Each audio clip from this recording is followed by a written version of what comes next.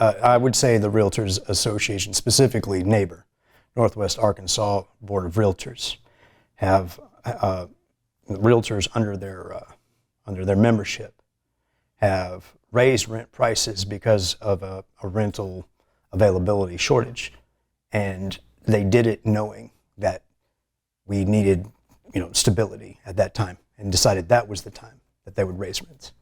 And this harms your low-income earners. When you're spending over 70% of your income level on bills and rent specifically, and then they come in and do it even because NABOR would advertise this is the time to invest in rental properties because rental prices can go up because of this lack of availability. Basically, they've caused the problem, and there's some normalization I don't care for, so I try to call out the terms of which people use they readily accept, and one of them was it's about supply and demand. Well, that's called giving people the shaft when they need you the most.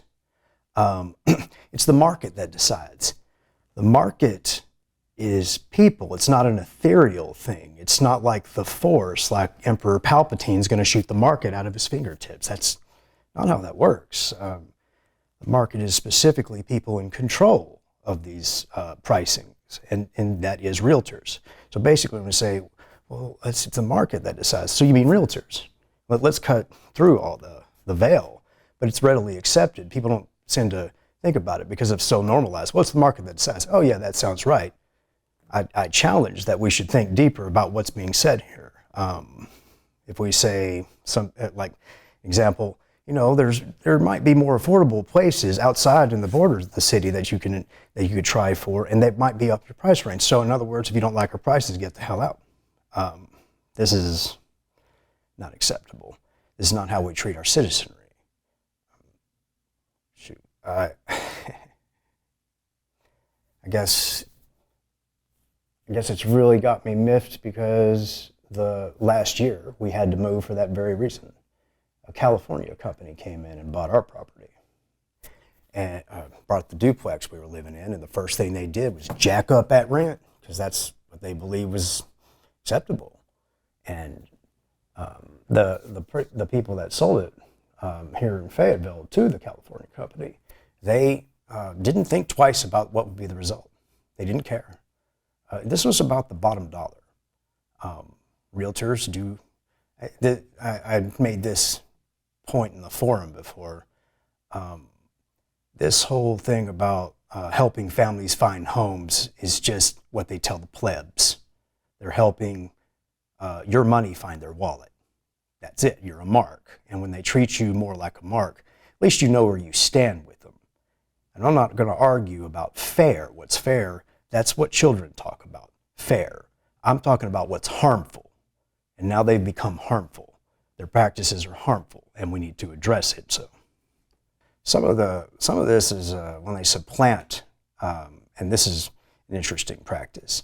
We have a percentage of low-income housing that developers are required to build. If you build X amount of these types of homes, you're required to do a certain percentage of low income. Now I would raise it, except there's an issue with this, is that they may also sell and trade those low income areas, those low income buildings.